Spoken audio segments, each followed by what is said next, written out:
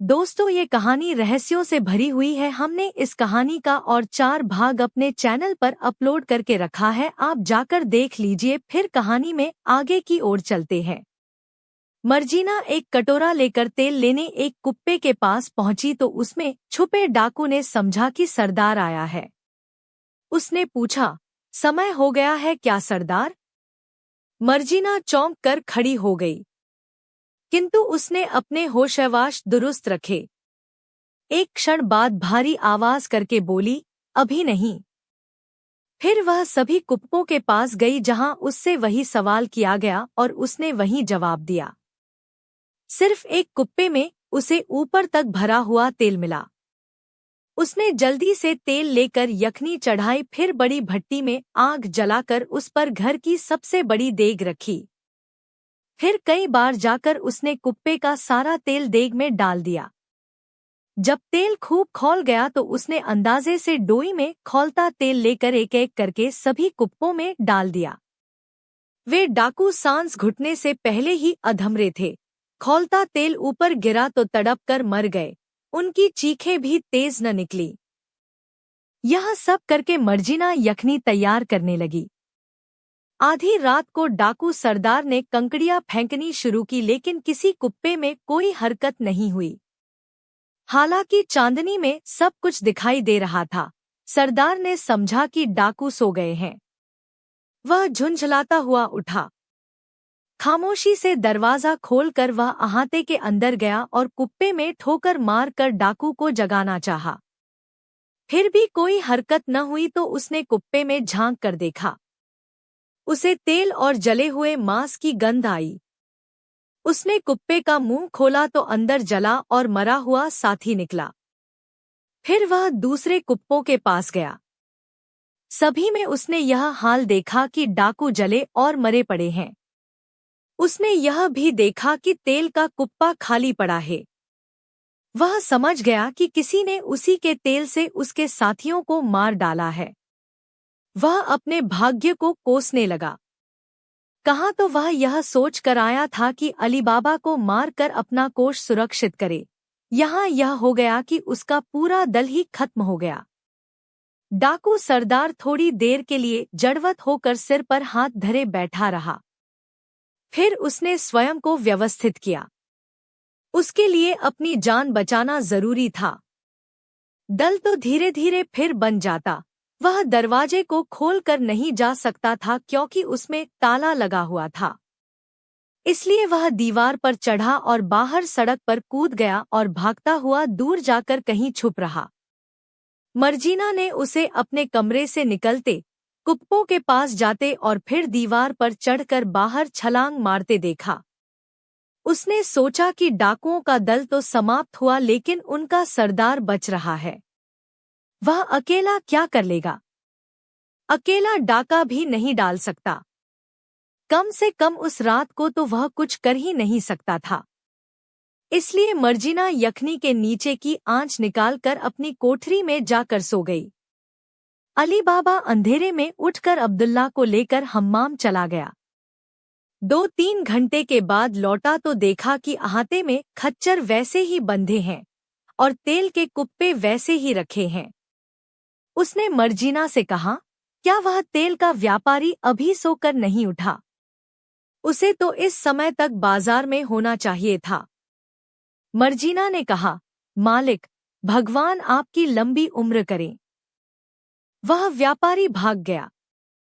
आप नाश्ता कीजिए, फिर मैं आपको सारा हाल बताऊंगी। इसीलिए मैंने एकांत कर लिया है। पहले आप उन कुप्पों में झांक कर देख आइए। अली बाबा हैरान हो गया। उसने एक कुप्पे में झांक कर देखा तो मरा आदमी दिखाई दिया। वह भागकर फिर मर्जीना के पास आकर बोला कि जल्दी बता कि क्या बात है।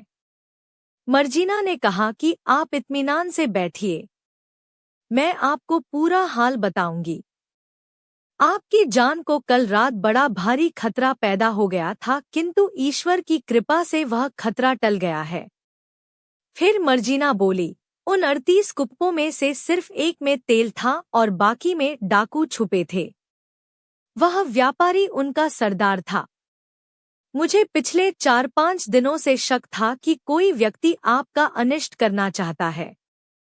मैं सजग भी हो गई और अपनी समझ के अनुसार सावधानी भी बरती, जो भगवान की दया से सफल हुई। एक दिन मैंने घर के दरवाजे पर सफेद खड़िया का निशान देखा। मैं समझ गई कि कोई व्यक्ति बुरी नीयत से आपका मकान पहचानना चाहता है। इसलिए मैंने वैसे ही खड़िया के निशान मोहल्ले के सारे दरवाजों पर बना दिए, जिससे आपके घर की पहचान खत्म हो जाए। 2-3 दिन बाद मैंने देखा कि सफेद निशान के पास एक छोटा सा लाल निशान बना है। मुझे विश्वास हो गया कि आपके किसी दुश्मन की यह कार्रवाई है। आपका शहर में कोई दुश्मन हो ही नहीं सकता। इसलिए मैंने सोचा कि यह गुफा वाले डाकू ही हैं, जो आपके पीछे पड़े हैं।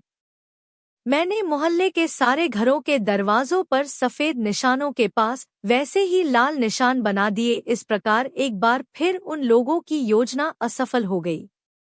मैंने आपसे उस समय इसलिए कुछ नहीं कहा कि आप मेरा विश्वास तो करते नहीं। बेकार और लोगों में बात फैलती, और यह भी संभव था कि डाकुओं को आपका घर मालूम हो जाता। किंतु मेरी चुप्पी के बावजूद डाकुओं ने किसी तरह आपके घर का पता लगा लिया, और सरदार आपने 37 साथियों को तेल के कुप्पों में बंद कर एक तेल के कुप्पे के साथ यहाँ लाया था। मालूम होता है कि जासूसी असफल होने पर उसने अपने 2 साथियों को मार डाला, वरना वह 20 खच्चर लाता और उन पर अपने 39 साथी लाता। मुझे उस व्यापारी की असलियत का जिस तरह पता चला, वह भी ईश्वर की कृपा ही समझिए। जब आपने यखनी बनाने को कहा तो पहले मैंने आपके संदूक के कपड़ों का जोड़ा आपके लिए निकालकर अब्दुल्ला को दिया। उसी समय रसोई का दिया तेल की कमी से बुझने लगा। अब्दुल्ला ने सुझाव दिया कि व्यापारी के कुप्पों से थोड़ा तेल ले ले। वह खुद सोने चला गया, क्योंकि आज उसे आपके साथ हम्माम जाना था। मैं कटोरा लेकर तेल लेने गई तो एक कुप्पे में से छुपे हुए डाकू ने पूछा कि क्या समय आ गया है। मैं समझ गई कि यह डाकू आपको मारने आए हैं। मैंने उत्तर दिया कि अभी नहीं आया। इसी तरह मैंने 37 कुप्पों के अंदर से वही प्रश्न सुना और वही उत्तर दिया। आखिरी कुप्पे का तेल मैं धीरे धीरे रसाई में ले आई और बड़ी देग भट्टी पर चढ़ाकर उसमें वह तेल डालकर गर्म किया। जब तेल उबलने लगा तो एक डोई में तेल भर भर कर उन सभी कुप्पों में डाल आई। आधी रात को मैंने देखा कि जिस कमरे में व्यापारी ठहरा है उसमें से कंकड़ियां आकर कुप्पों में लग रही हैं। मैं समझ गई कि यह डाकुओं को बाहर निकलकर हम सभी को मार देने का इशारा है। मैं देखती रही। फिर मैंने देखा कि वह व्यापारी बना हुआ डाकू सरदार नीचे आया और अपने साथियों को मुर्दा पाकर थोड़ी देर तक सिर पकड़े बैठा रहा। उसके बाद बाहरी दीवार पर चढ़ा और सड़क की ओर कूद गया। मैंने सड़क पर उसके भागने की आवाज भी सुनी। इस प्रकार जब मैंने खतरा टला देखा तो जाकर सो गई। अली बाबा कुछ देर तो हक्का बक्का देखता रहा। फिर बोला, मर्जीना, तू कहने को दासी है, लेकिन काम तूने कुटुंबियों से बढ़कर किया है। मेरी समझ में नहीं आता कि तुझे क्या इनाम दूं। मेरी तो अभी यह भी समझ में नहीं आ रहा है कि इन लाशों और खच्चरों और कुप्पों का क्या करूं। मर्जीना ने कहा, मालिक, सरदार या अधिक से अधिक उसके 2 साथी बचे होंगे। उनसे अभी कोई तात्कालिक खतरे की संभावना नहीं है। इस समय आप घर के सभी नौकरों को बुलाकर अहाते में एक बड़ा भारी गड्ढा खुदवाएं, फिर नौकरों को बाहर काम पर भेज दें।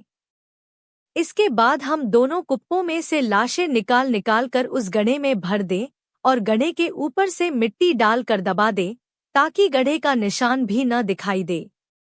अली बाबा को उसकी राय पसंद आई। उसने नौकरों से बड़ा सा गड्ढा खुदवाया, फिर नौकरों को बाहर भेजकर लाशों को मर्जीना की मदद से गड्ढे में डालकर गड्ढा बंद कर दिया। उसने एक एक 2-2 करके सारे कुप्पे और खच्चर बाजार में बिकवा दिए।